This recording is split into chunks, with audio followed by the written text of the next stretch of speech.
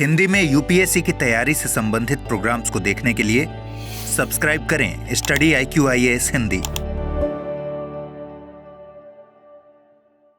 Hello students, मैं हूं doctor Pankaj Mishra और स्टडी IQIAS हिंदी के इस प्लेटफॉर्म पर आपका स्वागत करता हूं।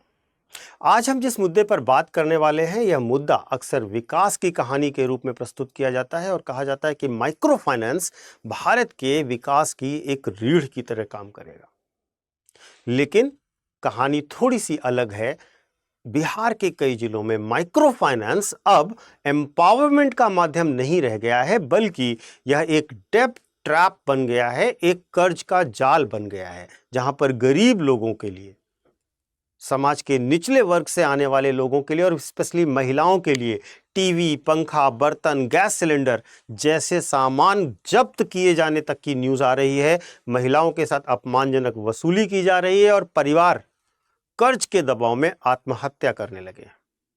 अब यह समस्या सामाजिक आर्थिक संकट के रूप में उभर कर सामने आ गई है। तो आज हम इस ग्राउंड रिपोर्ट की बात करेंगे। यह रिपोर्ट मैंने BBC में पढ़ी और उसके बाद अलग अलग न्यूज़ चैनल में भी देखी और इसके साथ साथ हिंदू में भी इसको लेकर के एक बड़ी रिपोर्ट छपी है। तो आज हम बात करेंगे इस मुद्दे पर, क्योंकि यह मुद्दा आपके GS2, GS3 और एथिक्स इन सब से सीधा सीधा जुड़ता है। अंत तक बने रहिएगा साथ में। मैं आपको पहले अपना टेलीग्राम चैनल बता देता हूं, UPSC मेंटोर पंकज सर। यहां पर आपको मेरे सारे वीडियोस के लिंक मिल जाएंगे। साथ ही साथ आपको जितना भी करंट अपडेट है, IR से संबंधित, पॉलिटी से संबंधित, इकोनॉमी से संबंधित, वो सब आपको यहाँ पर मिल जाया करेगा। इसे ज्वाइन कर लीजिएगा। आगे बढ़ते हैं। माइक्रो फाइनेंस को पहले समझिए। देखिए, माइक्रो फाइनेंस की जो बेसिक आइडिया है, जो डीप डाउन आइडिया है, वो ये है कि गरीब घरों, विशेषकर महिलाओं को बिना कोलेट्रल के छोटे छोटे लोन देना। और ये छोटे लोन क्यों देना? क्योंकि अगर उन्हें ये छोटे लोन मिलते हैं तो वो छोटा मोटा काम शुरू कर सकती हैं, छोटा व्यवसाय शुरू कर सकती हैं, उनकी आजीविका का स्तर बेहतर हो सकता है और साथ ही साथ वे आत्मनिर्भर हो सकती हैं। भारत में 300 से ज्यादा माइक्रो फाइनेंस संस्थाएं हैं जो NBFC, MFI, SFB के साथ साथ बैंक के साथ मिलकर काम करती हैं। बिहार में इस सेक्टर को ने एक बहुत बड़ा बाजार क्रिएट किया। लगभग 57,000 करोड़ से अधिक का आउटस्टैंडिंग लोन है इन माइक्रो फाइनेंस संस्थाओं का। अब समस्या तब शुरू हुई जब यह मॉडल लाइवलीहुड फाइनेंस से हटकर कंजम्पशन लोन और हाई प्रेशर रिकवरी में बदलता चला गया, क्योंकि उम्मीद यह थी कि महिलाएं रोजगार शुरू करेंगी, अपने जीवन स्तर में सुधार करेंगी, लेकिन यह मुख्यतः कंजम्पशन लोन मॉडल बन गया। अब इसकी ग्राउंड रियलिटी क्या है वह भी समझने की कोशिश करिएगा। जमीन पर क्या हुआ, आपको एक कहानी से बताता हूं, एक घटना से बताता हूं। दरभंगा के एक गांव में एक महिला है, संजुला देवी। इन्होंने 2012 में लोन लिया था 20,000 रुपए का माइक्रो फाइनेंस संस्था से। उद्देश्य था पिछला कर्ज चुकाना। धीरे धीरे यह रकम बढ़ते बढ़ते बढ़ते बढ़ते 4 से 4.5 लाख रुपए तक पहुंच गई। अब हर महीना कंपनी क्या करती है, 2 से 4,000 रुपए की EMI वसूलती है। जो वसूली करने वाले एजेंट हैं, जो अधिकारी हैं, वो रोज घर पहुंचते हैं। बेइज्जती, धमकी, दबाव, ये सब उनके रोजमर्रा के जीवन का हिस्सा बन गया है। पति उनके जो है वो तनाव में आ गए और अंत में उन्होंने अपनी जान ले ली। यह सिर्फ एक कहानी नहीं है, सिर्फ एक घटना नहीं है। वास्तव में बिहार के सैकड़ों गांवों की ये वर्तमान हकीकत है। कैसे ये डेब्ट ट्रैप बना, कैसे ये ऋण का जाल बना, यह भी समझना बहुत जरूरी है। देखिए, सबसे पहली चीज ये है कि इस माइक्रो फाइनेंस के जाल में क्या होता है। सबसे पहले हाई प्रेशर रिकवरी होती है। देखिए, EMI की एक फिक्स्ड तारीख होती है, डेट पर आपको EMI भरनी होती है।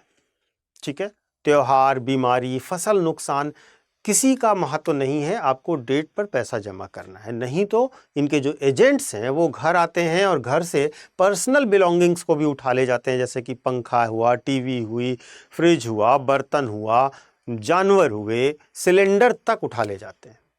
दूसरा एक मुद्दा है इसमें मल्टीपल लोन्स का। एक ही परिवार की क्षमता 2 लोन की है और उसको 5, 6, 7, 8 तरीके से लोन दे दिया गया है। अब वो उसकी रिकवरी और पेमेंट करने में अक्षम है। तीसरी बड़ी चीज़ है कि यहाँ के लोगों के पास फाइनेंशियल लिटरेसी की भी बहुत कमी है, वित्तीय समझ की भी उतनी अच्छी नहीं है। मुद्दा क्या है कि लोग ईएमआई, सिबिल, डिफ़ॉल्ट ये सब अवधारणाओं को समझते ही नहीं हैं।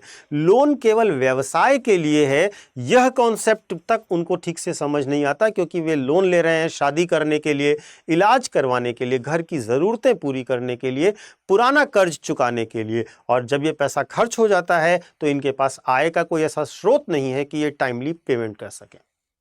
इसके साथ साथ अगर हम बात करें इंटरनल कंपटीशन अमंग एमएफआईज है, micro finance institutions.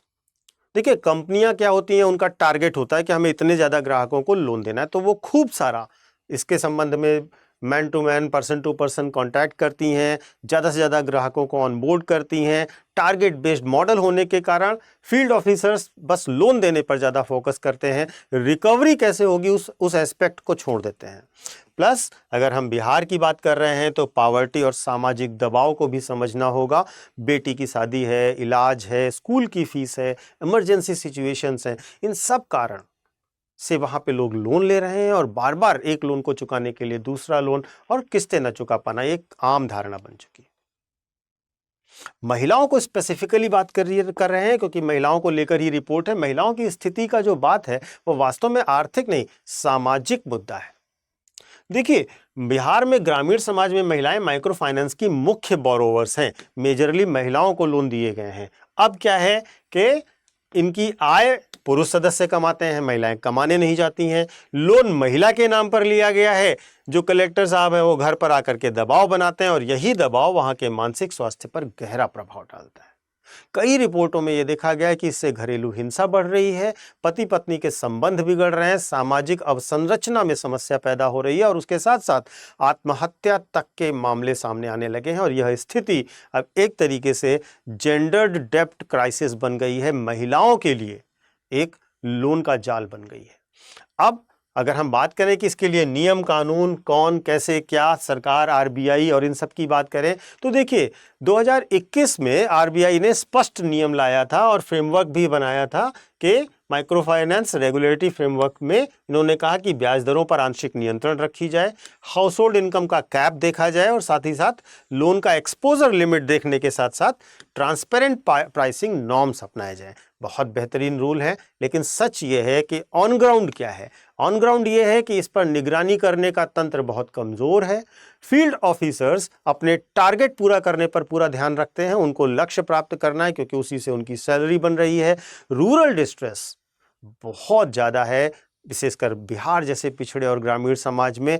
Parallel NBFCs की बात करें, अनरेगुलेटेड एजेंट्स की बात करें, इन्होंने वहाँ पर दबदबा बना रखा है और वो जो नियम बहुत अच्छे बनाए गए आरबीआई के द्वारा, वो नियम अच्छे तो बहुत हैं लेकिन ज़मीन पर लागू नहीं होते क्योंकि वहाँ पर ये लोग इसे लागू नहीं करते।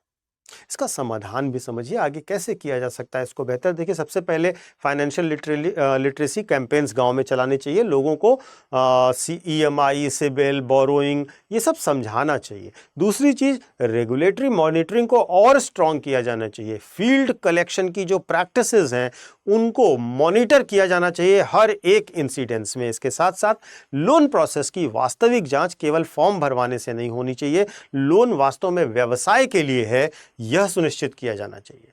लोन घरेलू खर्चों के लिए, कंजम्पशन के लिए नहीं मिलना चाहिए। अगर हम सोशल प्रोटेक्शन स्कीम्स का विस्तार कर दें जिससे लोगों का स्वास्थ्य बीमा, शादी अनुदान, लाइवलीहुड स्कीम्स, इमरजेंसी क्रेडिट, तो ये लोग माइक्रो फाइनेंस पर और कम निर्भर होंगे और स्ट्रक्चरल वे में अपनी लाइफ को रीशेड्यूल कर पाएंगे।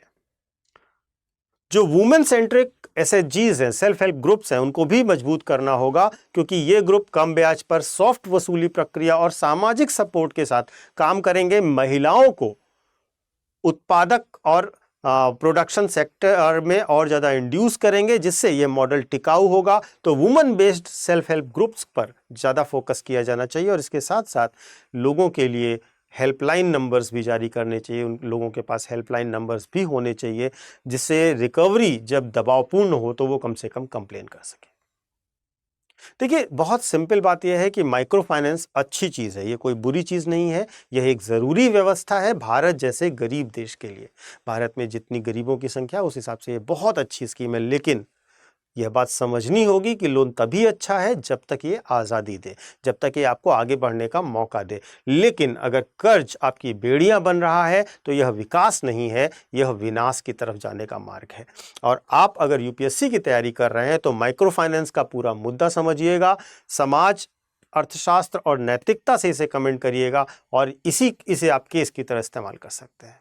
अब महत्वपूर्ण रूप से मैं आपको अपना एक छोटा सा अनाउंसमेंट भी देना चाहूँगा कि जो बच्चे 2026 के लिए यूपीएससी की तैयारी कर रहे हैं उनके लिए हमारे पास एक स्पेशल रिवीजन बैच है, सक्सेस इन प्रीलिम्स बैच। इस बैच में आपको मटेरियल अपडेशन के साथ मिलेगा, क्लासेस रेगुलर मिलेंगी, सब्जेक्ट वाइज टेस्ट मिलेगा, कंप्लीट टेस्ट मिलेगा, सीसैट का टेस्ट मिलेगा, मेंटोरशिप का भी ऑप्शनल है जो आपकी तैयारी के दौरान आपको व्यवस्थित ढंग से तैयारी कराने में मदद करेगा।